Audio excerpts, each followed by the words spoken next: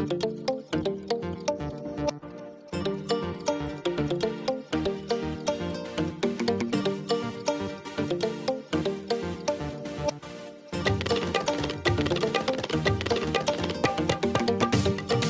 Shriram. Welcome back to Veena Sridhar's kitchen. ಇವತ್ತಿನ ನಮ್ಮನೆದೊಂದು simple ಅಡುಗೆ ನಾನು ನಿಮ್ಮ ಜೊತೆ ಶೇರ್ ಮಾಡ್ಕೊಳ್ತೀನಿ. ಇದು ಮಾಡೋಕ್ಕೆ ಮ್ಯಾಕ್ಸಿಮಮ್ ನಿಮಗೆ 45 ಮಿನಿಟ್ಸ್ ಟು 1 ಅವರ್ ಸಾಕು, ಹಾಗೂ ಆರೋಗ್ಯಕರವಾಗೂ ಇರುತ್ತೆ. ಸೊ ಏನೇನು ಮಾಡಿದ್ದೀನಿ ಅಂತ ನೋಡೋಣ ಬನ್ನಿ. ಇವಾಗ ದಂಟಿನ ಸೊಪ್ಪಿಂದು ಪಲ್ಯ ಮಾಡಿದ್ದೀನಿ, ಹಾಗೆ ಸಣ್ಣ ಈರುಳ್ಳಿ ಸ್ಮಾಲ್ ಆನಿಯನ್ ಯೂಸ್ ಮಾಡಿ, ಮತ್ತು ಸುಂಡೆಕಾಯಿ ಉಸ್ಸಿಕಾಯಿ ನಿಮ್ಗೆ ಆಲ್ರೆಡಿ ನಾನು ಸುಮಾರು ವಿಡಿಯೋನಲ್ಲಿ ತೋರಿಸಿದ್ದೀನಿ. ಅದರದ್ದು ಖಾರ ಕೊಳಂಬು ಮಾಡಿದ್ದೀನಿ ತಮಿಳ್ನಾಡು ಸ್ಟೈಲಲ್ಲಿ, ಹಾಗೂ ಒಂದು ರಸಮ್, ಮೈಸೂರು ರಸಮ್, ಬಿಸಿ ಬಿಸಿ ಅನ್ನ.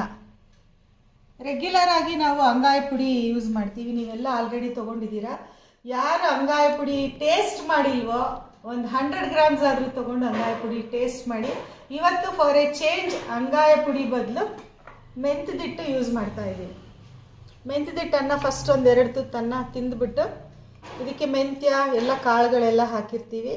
ಸುಮಾರು ಜನಕ್ಕೆ ಗೊತ್ತಿಲ್ಲದೆ ಇದ್ದವ್ರಿಗೆ ನಂದು ವಿಡಿಯೋ ಚೆಕ್ ಮಾಡಿದ್ರೆ ನೀವು ಮೆಂತ್ಯದಿಟ್ಟು ವೀಣಾ ಶ್ರೀಧರ್ಸ್ ಕಿಚನ್ ಅಂತ ಚೆಕ್ ಮಾಡಿದ್ರೆ ಸಿಗುತ್ತೆ. ಹಾಗೂ ಅಂಗಾಯ ಪುಡಿ ಅಂತ ಹೇಳಿದೆ ನೋಡಿ, Veena Sridhar's kitchen herbal chutney powder ಅಂತ ಟೈಪ್ ಮಾಡಿ ನಂದು ವಿಡಿಯೋ ಸಿಗುತ್ತೆ. ಅದರಲ್ಲಿ ಏನೇನು ಇದ್ರದ್ದು ಮೆಡಿಸಿನಲ್ ಬೆನಿಫಿಟ್ಸ್ ಎಲ್ಲ, ಅಂಗಾಯ ಪುಡಿದು ಏನೇನಿದೆ, ಎಷ್ಟು 100 ವರ್ಷದ ಹಿಂದಿನ ಕಾಲದ ಅಡುಗೆ ಅದು ಆ ಚಟ್ನಿ ಪುಡಿ ಅಂತ ಅಂದ್ಬಿಟ್ಟು ನಾನು ನಿಮಗೆಲ್ಲ ಡೀಟೇಲ್ಸ್ ಯಾರ್ಯಾರು ಹೇಗೆ ತೊಗೊಳ್ಬೇಕು ಅನ್ನೋ ಡೀಟೇಲ್ಸ್ ಎಲ್ಲ ಹೇಳಿದ್ದೀನಿ. ಸೊ ಇವಾಗ ಅಡುಗೆ ಎಲ್ಲ ಬನ್ನಿ ನೋಡ್ಕೊಂಡು ಬರೋಣ. ಈ ಸಿಂಪಲ್ ಆ್ಯಂಡ್ ಟೇಸ್ಟಿ ಲಂಚ್ ಕಾಂಬೋಗೆ ಸಾಂಬಾರು ಈರುಳ್ಳಿ ಅಂತ ನೋಡಿ, ರಾಜ್ ಈರುಳ್ಳಿ ಅಂತಾರೆ ನಮ್ಮೂರ ಕಡೆ. ಇದು ಭಾಳ ತಂಪು ಹಾಗೂ ಹೆಲ್ತ್ಗೂ ಕೂಡ ತುಂಬಾ ಒಳ್ಳೆಯದಿದು. ಇದನ್ನು ಒಂದಷ್ಟು ಬಿಡಿಸಿಟ್ಕೊಂಡಿದ್ದೀನಿ. ಹಾಗೆ ಹುಣಸೆಹಣ್ಣು ನೆನೆಸಿಟ್ಟಿದ್ದೀನಿ. ದಂಟಿನ ಸೊಪ್ಪು ಕೂಡ ತೊಳೆಯೋಕ್ಕೆ ನೀರಿನಲ್ಲಿ ಉಪ್ಪು ಮತ್ತು ಹುಣಸೆಹಣ್ಣು ನೀರು ಹಾಕಿಟ್ಟಿದ್ದೀನಿ. ಇದು ಬೇಳೆ ಬೇಯಿಸಿಟ್ಟಿರೋ ನೀರು, ಇದ್ರ ಬಗ್ಗೆ ಹೇಳ್ತೀನಿ ನಿಮಗೆ. ಈ ರಾಜ್ ಈರುಳ್ಳಿ ಎಷ್ಟು ಮೆಡಿಸಿನಲ್ ಪ್ರಾಪರ್ಟೀಸ್ ಇದೆ, ಹೆಲ್ತ್ಗೆ ಎಷ್ಟು ಒಳ್ಳೆಯದು ಅಂತ ಒಂದು ವಿಡಿಯೋನೇ ಮಾಡಿಬಿಡ್ಬೋದು. ಹಾರ್ಟ್ ಪೇಷಂಟ್ಸ್ಗೆಲ್ಲ ತುಂಬ ಒಳ್ಳೆಯದು ಇದು. ಕಾನ್ಸ್ಟಿಪೇಷನ್ಗೆ ಜನರಲಿ ಹಾರ್ಟ್ ಪೇಷಂಟ್ಸ್ ಅಂದರೆ ಸ್ವಲ್ಪ ಕಾನ್ಸ್ಟಿಪೇಷನ್ ಇರುತ್ತಲ್ಲ, ಅವ್ರಿಗೆಲ್ಲ ಒಳ್ಳೆಯದು. ಕೊಲೆಸ್ಟ್ರಾಲ್ ಕಡಿಮೆ ಆಗುತ್ತೆ ಇದರಲ್ಲಿ. ಆಮೇಲೆ ಗಂಟಲಲ್ಲಿ ಕಫ ಇರುತ್ತಲ್ಲ ಮಕ್ಕಳಿಗೆ, ಅದಕ್ಕೂ ಕೂಡ ಇದು ಯೂಸ್ ಮಾಡ್ಬೋದು. ನಾನೊಂದು ವಿಡಿಯೋನಲ್ಲಿ ಹೇಳ್ತೀನಿ, ಆದರೆ ಈ ವಿಡಿಯೋನಲ್ಲೇ ಶೇರ್ ಮಾಡ್ಕೊಳ್ತೀನಿ. ಸೊ ಲಂಚ್ ಕಾಂಬೋಗೆ ಇಷ್ಟು ರೆಡಿಯಾಗಿದೆ ಇವತ್ತು.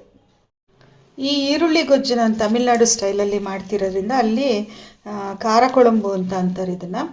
ಇದಕ್ಕೆ ನಾನು ಸುಂಡೆಕಾಯಿ ಅಂದರೆ ಉಸ್ತಿಕಾಯಿ ಅಂತ ನಾವು ಕನ್ನಡದಲ್ಲಿ ಹೇಳ್ತೀವಲ್ಲ, ಈ ಸುಂಡೆಕಾಯಿ ಒಣಗೋಗಿರೋದು ನಿಮಗೆ ಮಲ್ಲೇಶ್ವರಮಲ್ಲಿ ಎಲ್ಲ ಸಿಗುತ್ತೆ. ಇದು ಹಪ್ಪಳ ಸಂಡಿಗೆ ಎಲ್ಲ ಸಿಗುತ್ತಲ್ಲ, ಬಾಳ್ಕಾಯಿ ಎಲ್ಲ ಅಂಗಡಿನಲ್ಲಿ ಸಿಗುತ್ತೆ.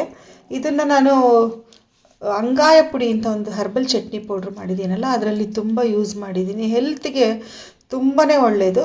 ಇದು ನಾನು ರೆಡಿಮೇಡು ಒಣಗಿಸಿರೋದು ತಂದಿರೋದ್ರಿಂದ ಸ್ವಲ್ಪ ನಮಗೆ ಕ್ಲೆನ್ಲಿನೆಸ್ ಮೇಂಟೈನ್ ಮಾಡೋದಕ್ಕೆ ಒಂದು ಒದ್ದೆ ಬಟ್ಟೆ ಮೇಲೆ ಹಾಕಿ ಹಿಂಗೆ ಒರೆಸ್ಬಿಡ್ತೀನಿ. ಅಟ್ಲೀಸ್ಟ್ ಸ್ವಲ್ಪ ಡಸ್ಟ್ ಆದರೂ ಕೂಡ ಹೋಗ್ಬೋದು ಅಂತ ಅಂದ್ಬಿಟ್ಟು. ಈಗ ಕಡಾಯಿ ಕಾದಿದೆ ಇದು. ಇದಕ್ಕೆ ನಾನು 2 ಸ್ಪೂನು ಎಳ್ಳೆಣ್ಣೆ ಹಾಕ್ಕೊಳ್ತೀನಿ. ಇದಕ್ಕೆ ಎಳ್ಳೆಣ್ಣೆ ಹಾಕ್ಕೊಂಡ್ರೆ ತುಂಬಾ ಟೇಸ್ಟು ಮತ್ತು ಹೆಲ್ತ್ಗೂ ಕೂಡ ಒಳ್ಳೆಯದು. ಆಯಿಲೆಲ್ಲ 2-3 ಥರ ಯೂಸ್ ಮಾಡಿದ್ರೆ ಒಳ್ಳೆಯದು ಅಂತ ಅಂದ್ಬಿಟ್ಟು ನಾನು ಸುಮಾರು ವಿಡಿಯೋನಲ್ಲಿ ಹೇಳಿದ್ದೀನಿ. ಒಂದೇ ಆಯಿಲ್ಗೆ ಯಾವಾಗಲೂ ಸ್ಟಿಕ್ ಆನ್ ಆಗಬೇಡಿ. ಒಂದು ವಾರನೋ ಒಂದು 15 ದಿವಸ ಒಂದು ಆಯಿಲ್ ಯೂಸ್ ಮಾಡಿ ಆಮೇಲೆ ಇನ್ನೊಂದು ಆಯಿಲ್ ಯೂಸ್ ಮಾಡಿದ್ರೇ ಒಳ್ಳೆಯದು. ಈಗ ಮಿಲೆಟ್ಸು ಕೂಡ ಕಂಟಿನ್ಯೂಯಸ್ ಆಗಿ ಒಂದೇ ಥರ ಮಿಲೆಟ್ಸ್ ಯೂಸ್ ಮಾಡಬಾರ್ದು ಅಂತ ಹೇಳ್ತಾರೆ ನೋಡಿ, ಅದೇ ಥರನೇ ಅಕ್ಕಿನೂ ಕೂಡ ನೀವು ಒಂದು ವಾರ ರಾಜ್ಬುಡಿ ಅಕ್ಕಿ, ಒಂದು ವಾರ ಬಾಯಿಲ್ಡ್ ರೈಸು, ಒಂದು ವಾರ ರಾ ರೈಸ್ ಈ ಥರ ಯೂಸ್ ಮಾಡಿದ್ರೆ ಒಳ್ಳೆಯದು ನೋಡಿ. ಇದು ಇದರಲ್ಲಿ ಎಣ್ಣೆಲಿ ಕರ್ಕೊಂಡು ತೆಕ್ಕೊಳ್ತೀನಿ. ಇದನ್ನು ಸ್ವಲ್ಪ ಬ್ರೌನ್ ಆದರೆ ಸಾಕು. ಇವಾಗ ಆಗಿದೆ. ಇದು ಜಾಸ್ತಿ ಬ್ಲ್ಯಾಕ್ ಮಾಡಬೇಡಿ, ಆಮೇಲೆ ಇದು ನೆನೆಯೋದೇ ಇಲ್ಲ, ಅದೊಂಥರ ಗಟ್ಟಿಯಾಗಿಬಿಡುತ್ತೆ. ನಂಗೊಂದು ಸಲ ಅದು ಎಕ್ಸ್ಪೀರಿಯೆನ್ಸ್ ಆಗಿದೆ.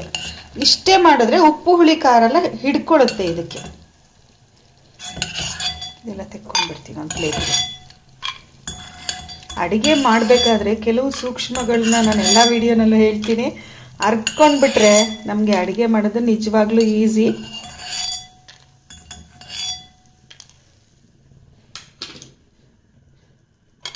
ಈಗ ಹೀಗೆ ಇದಕ್ಕೆ ಇನ್ನೊಂದು ಸ್ಪೂನ್ ಎಣ್ಣೆ ಹಾಕ್ತೀನಿ. ಎಣ್ಣೆ ಸ್ವಲ್ಪ ಹಾಕೋದು 1 ಸ್ಪೂನ್ ಅಂದರೆ ಅದಕ್ಕೆ ಇನ್ನೊಂದು ಸ್ಪೂನ್ ಜಾಸ್ತಿ ಹಾಕಿದ್ರೆ ಟೇಸ್ಟ್ ಚೆನ್ನಾಗಿರುತ್ತೆ. ಇದಕ್ಕೆ ಸಾಸಿವೆ ಹಾಗೆ ಸ್ವಲ್ಪ ಮೆಂತ್ಯ ಮತ್ತು ಒಣಮೆಣಸಿನಕಾಯಿ ಮುರಿದ್ಬಿಟ್ಟು ತಟ್ಟೆ ಮೇಲೆ ಇಟ್ಕೊಂಡಿದ್ದೆ, ಅದು ಹಾಕ್ಬಿಡ್ತೀನಿ.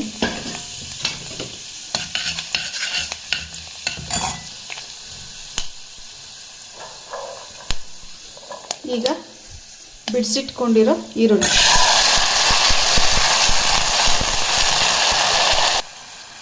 ಒಂದೆರಡು ಬೆಳ್ಳುಳ್ಳಿ ಇಳಿಕೆ ಹಾಕ್ಕೋಬೋದು, ಬೇಡ ಅಂದರೆ ಸ್ಕಿಪ್ ಮಾಡ್ಕೋಬೋದು, ಬರೀ ಈರುಳ್ಳಿನಲ್ಲೇ ಮಾಡ್ಬೋದು.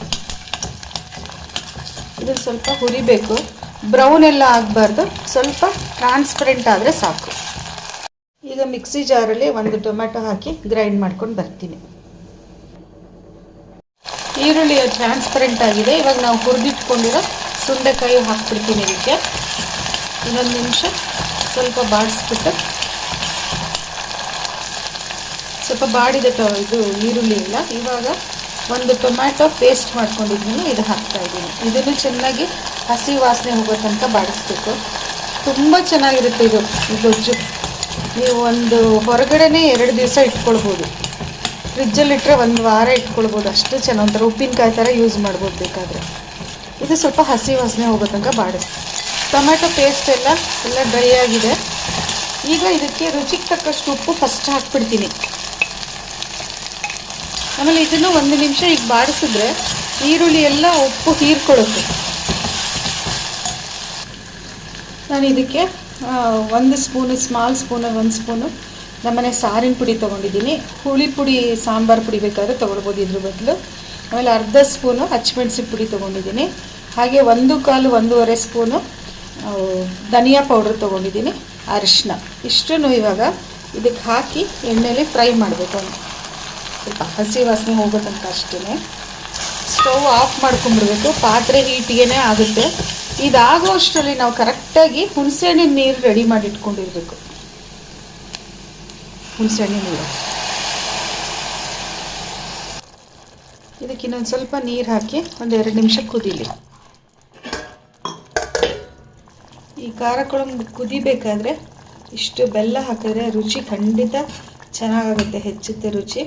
ಸೊ ಇವಾಗ ಇನ್ನೂ ಕುದೀಲಿ ಇದು.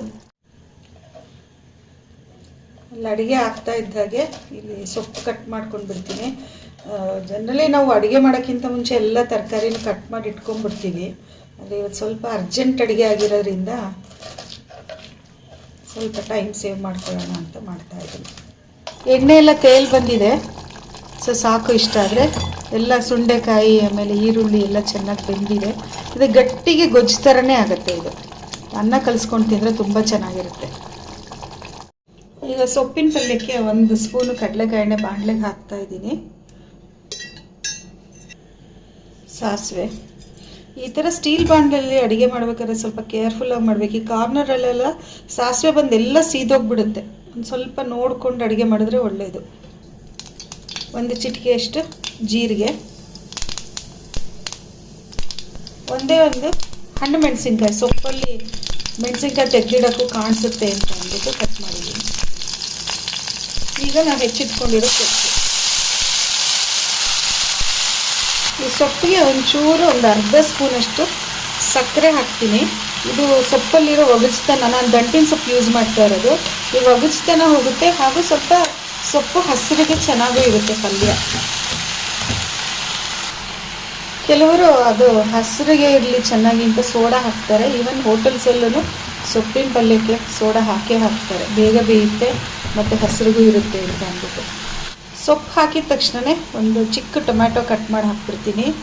ಬೇರೆ ಸೊಪ್ಪಿನ ಪಲ್ಯ ತುಂಬ ಜನ ನಾನು ನೋಡಿದ್ದೀನಿ, ಇವನ್ ನನ್ನ ಮಗಳೂ ಅಷ್ಟೇ, ಅದೊಂಥರ ಒಗಚು ಮತ್ತು ಅದೊಂಥರ ಕ್ಲೋರೋಫಿಲ್ ವಾಸನೆ ಇರುತ್ತೆ, ಹಸಿ ವಾಸನೆ ಅಂತ ತಿನ್ನೋದೇ ಇಲ್ಲ. ಈ ಸಕ್ಕರೆ ಹಾಕಿದ್ರೆ ಎಲ್ಲ ಮತ್ತು ಟೊಮ್ಯಾಟೊ ಹಾಕಿದ್ರೆ ಅದೆಲ್ಲ ಒಗಸ್ತನ ಎಲ್ಲ ಹೋಗುತ್ತೆ. ಒಟ್ಟಿನಲ್ಲಿ ನಾವೇನೋ ತಿನ್ನೋ ಥರ ಮಾಡ್ಕೊಳ್ಬೇಕಷ್ಟೇ, ಏನಾದರೂ ಮಾಡಿ. ಈಗ ಪಲ್ಯಕ್ಕೆ ರುಚಿಗೆ ತಕ್ಕಷ್ಟು ಉಪ್ಪು ಹಾಕ್ತೀನಿ. ಯಾವಾಗಲೂ ಅಷ್ಟೇ ಸೊಪ್ಪಿಗೆ ಸ್ವಲ್ಪ ಉಪ್ಪು ಕಡಿಮೆ ಇದ್ರೇ ಒಳ್ಳೆಯದು. ಸೊಪ್ಪೆಲ್ಲ ಬೆಂದಿದೆ. ಇವಾಗ ತೆಂಗಿನಕಾಯಿ ತುರಿ, ಇದಕ್ಕೇನು ಈರುಳ್ಳಿ ಏನು ಬೇಡ, ತುಂಬಾ ಚೆನ್ನಾಗಿರುತ್ತೆ ಇದು ಸೊಪ್ಪಿನ ಪಲ್ಯ. ಎಸ್ಪೆಷಲಿ ದಂಟಿನ ಸೊಪ್ಪಲ್ಲಿ ಚೆನ್ನಾಗಿರುತ್ತೆ. ಬೇಳೆ ಆವಾಗಲೇ ತೋರಿಸಿದ್ನಲ್ಲ, ಇದ್ರ ಬಗ್ಗೆ ಹೇಳ್ತೀನಿ ಅಂತಂದೆ ನಿಮಗೆ.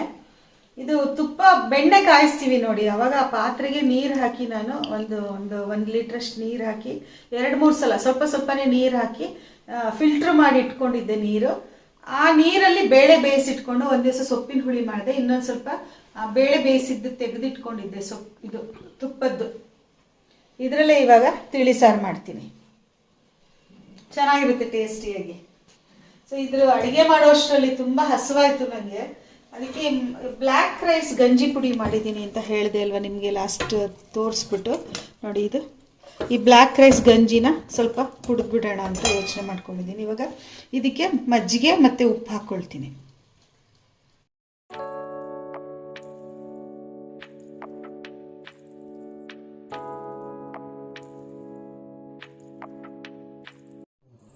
ಈ ತಿಳಿ ಸಾರು ಮಾಡೋ ಪಾತ್ರೆಗೆ ಇವಾಗ ತುಪ್ಪದ ನೀರಲ್ಲಿ ಬೇಯಿಸಿಟ್ಟಿರೋ ಬೇಳೆ ಇದೆಯಲ್ಲ, ಅದು ಸ್ವಲ್ಪ ಬಿಸಿ ಮಾಡಿಬಿಟ್ಟು ಹಾಕ್ತಾಯಿದ್ದೀನಿ. ಸೊ ಪಾತ್ರೆ ಎಲ್ಲ ಕರೆಕ್ಟಾಗಿ ಖಾಲಿ ಆಗುತ್ತೆ. ಸ್ವಲ್ಪ ಹುಣಸೆಹಣ್ಣಿನ ನೀರು, ಹಾಗೆ ಕಟ್ ಮಾಡಿಟ್ಕೊಂಡಿರೋ ಟೊಮ್ಯಾಟೊ,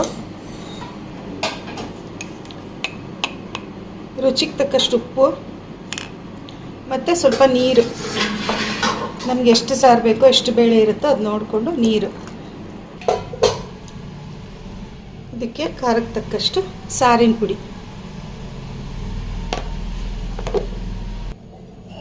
ಎಲ್ಲದನ್ನು ಈ ಪಾತ್ರೆಗೆ ಹಾಕ್ಕೊಳ್ತೀನಿ. ಆಮೇಲೆ ಜನರಲಿ ನಾನು ಏನು ತಿಳಿ ಸಾರು ಮಾಡೋಕ್ಕಿಂತ ಮುಂಚೆ ಈ ಥರ ಒಟ್ಟಿಗೆ ಎಲ್ಲ ಹಾಕ್ಬಿಟ್ಟು ಒಂದು ಸಲ ಈ ಟೊಮ್ಯಾಟೊ ಮತ್ತು ಬೇಳೆ ಎಲ್ಲ ಕೈನಲ್ಲಿ ಕಿವುಚ್ಬಿಡ್ತೀನಿ. ಅದನ್ನೇ ಅಲ್ವಾ ಕೈ ರುಚಿ ಅಂತ ಹೇಳೋದು.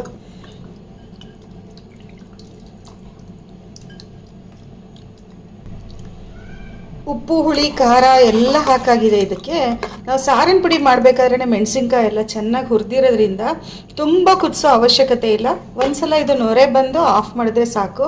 ನಾನು ಈ ವಿಡಿಯೋ ಆಲ್ರೆಡಿ ತುಂಬ ನಿಮ್ಮ ಜೊತೆ ಶೇರ್ ಮಾಡ್ಕೊಂಡಿದ್ದೀನಿ. ಈ ಸಾರಿಗೆ 2 ಕಾಳು ಮೆಂತ್ಯ ಹಾಕ್ತಿದ್ದೀನಿ. ಅದು ಉಪ್ಪು ಹುಳಿ ಖಾರ ಎಲ್ಲ ಹಿಡ್ಕೊಂಡು ಸಾರಿನ ತಳದಲ್ಲಿ ಅದು ಚರಟ ಅಂದರೆ ಬೇಳೆ ಜೊತೆ ಇರುತ್ತೆ. ಅದು ಮಜ್ಜಿಗೆ ಅನ್ನಕ್ಕೆಲ್ಲ ನೆಂಚ್ಕೊಂಡು ತಿನ್ನೋಕ್ಕೆ ತುಪ್ಪ ಹಾಕ್ಕೊಂಡು ತಿಳಿ ಸಾರು ತಿಂದಾಗ ಚರಟ ಹಾಕ್ಕೊಂಡ್ರೆ ತುಂಬಾ ಚೆನ್ನಾಗಿರುತ್ತೆ. ನೋಡಿ ಈ ಥರ ಕುದ್ದು ನೊರೆ ಬರುತ್ತಲ್ಲ, ಈ ನೊರೆ ಬಂದಿದ್ದ ತಕ್ಷಣ ಆಫ್ ಮಾಡಿಬಿಟ್ರೆ ಸಾರಿಂದದು ಮಸಾಲ ಎಲ್ಲ ಅದ್ರದ್ದು ಟೇಸ್ಟು ಭಾಳ ಚೆನ್ನಾಗಿರುತ್ತೆ.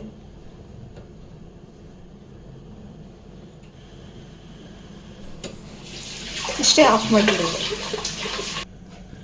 ತಿಳಿ ಸಾರಿಗೆ ಯಾವಾಗಲೂ ತುಪ್ಪದ ಒಗ್ಗರಣೆ ಹಾಕಿದ್ರೆ ಚೆನ್ನ. ಆಲ್ರೆಡಿ ನಾವು ತುಪ್ಪದ ಪಾತ್ರೆ ತೊಳೆದ್ಬಿಟ್ಟು ಅದ್ರ ನೀರು ಕೂಡ ಹಾಕಿದ್ದೀವಿ. ಇವಾಗಲೂ ತುಪ್ಪದ ಒಗ್ಗರಣೆ.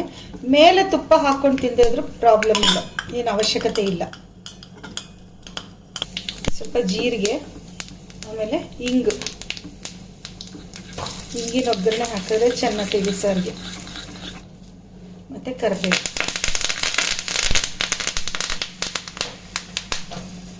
ತಿಳಿ ಸಾರು ಕುದ್ದಾಗಿದೆಯಲ್ಲ, ಇವಾಗ ಕೊತ್ತಂಬರಿ ಸೊಪ್ಪು ಹಾಗೂ ಒಗ್ಗರಣೆ ಮಾಡಿಟ್ಕೊಂಡಿರೋ ಒಗ್ಗರಣೆ. ಸೊ ಒಂದು ಈಸಿಯಾಗಿ ಮಾಡೋ ತಿಳಿ ಸಾರು ರೆಡಿ. ಸೊ ನಮ್ಮನೆ ಅಡುಗೆ ಇವತ್ತು ಬಿಸಿ ಬಿಸಿ ಅನ್ನ ಹಾಗೂ ಸಣ್ಣ ಈರುಳ್ಳಿ ಮತ್ತು ಸುಂಡೆಕಾಯಿ ಹಾಕಿರೋ ಖಾರ ಕುழம்பು, ತಿಳಿ ಸಾರು ಹಾಗೂ ಸೊಪ್ಪಿನ ಪಲ್ಯ. ನಾವು ರೆಗ್ಯುಲರಾಗಿ ಅಂಗಾಯ ಪುಡಿ ಹಾಕ್ಕೊಂಡು ಫಸ್ಟ್ ಮೊದಲನೇ ಅನ್ನ ತಿನ್ನೋದು ರೆಗ್ಯುಲರಾಗಿ. ನೀವು ಎಲ್ಲ ತುಂಬ ಜನ ತರಿಸ್ಕೊಂಡಿದ್ದೀರ ಅಂಗಾಯ ಪುಡಿ, ತುಂಬಾ ಚೆನ್ನಾಗಿದೆ ಅಂತ ತುಂಬ ಜನನು ಹೇಳಿದ್ದಾರೆ. ಇವತ್ತು ಫಾರ್ ಎ ಚೇಂಜ್ ಮೆಂತ್ಯದಿಟ್ಟನ್ನ ಒಂದು ತುತ್ತು ಮೊದಲನೇದನ್ನ ತಿಂದ್ಬಿಟ್ಟು ಆಮೇಲೆ ನಾವಿವತ್ತು ಅಡುಗೆ ಊಟ ಮಾಡೋಕ್ಕೆ ಸ್ಟಾರ್ಟ್ ಮಾಡ್ತೀವಿ. ಮೆಂತ್ಯದಿಟ್ಟು ಅನ್ನಕ್ಕೆ ಅನ್ನ ಬಿಸಿ ಬಿಸಿಯಾಗಿದ್ದರೂ ಚೆನ್ನಾಗಿರುತ್ತೆ, ತಣ್ಣಗಿದ್ರೂ ಚೆನ್ನಾಗಿರುತ್ತೆ. ಫಸ್ಟು ತುಪ್ಪ ಹಾಕ್ಕೊಳ್ತೀವಿ. ಬಿಸಿ ಅನ್ನ ಅಂದರೆ, ಆರಿದನ್ನ ಅಂದರೆ ತಣ್ಣಗಿನ ಅನ್ನ ಅಂತ ಅಂದರೆ ಎಣ್ಣೆ ಹಾಕ್ಕೊಳ್ತೀವಿ. ಇದಕ್ಕೆ ಉಪ್ಪು ಹಾಕಿರಲ್ಲ ಮೆಂತ್ಯದಿಟ್ಟಿಗೆ. ಸೊ ಸ್ವಲ್ಪ ಉಪ್ಪು ಹಾಕ್ಕೊಂಡು ಆಮೇಲೆ ಮೆಂತ್ಯದಿಟ್ಟು ತುಪ್ಪ ಉಪ್ಪು ಹಾಕ್ಕೊಂಡು ಚೆನ್ನಾಗಿ ಕಲಿಸ್ಕೊಂಡು ತಿಂದರೆ ಭಾಳ ರುಚಿಯಾಗಿರುತ್ತೆ. ಹಾಗೆ ಖಾರ ಕುழம்பು ಅಷ್ಟೇ, ನೀವು ಎಳ್ಳೆಣ್ಣೆ ಬೇಕಾದರೂ ಹಾಕ್ಕೊಂಡು ತಿನ್ಬೋದು, ಇಲ್ಲದೆ ಹೋದರೆ ತುಪ್ಪ ಬೇಕಾದರೂ ಹಾಕ್ಕೊಂಡು ತಿನ್ಬೋದು. ಸೊ ನನ್ನ ಈ ಲಂಚ್ ಕಾಂಬೋ ನಿಮ್ಗೆ ಇಷ್ಟ ಆಗಿದೆ ಅಂತ ಅಂದ್ಕೊಳ್ತೀನಿ. ಇಷ್ಟ ಆಗಿದೆ ಒಂದು ಥಮ್ಸ್ ಅಪ್ ಕೊಡಿ ಹಾಗೂ ಶೇರ್ ಮಾಡಿ. Thank you for watching. ನಮಸ್ಕಾರ.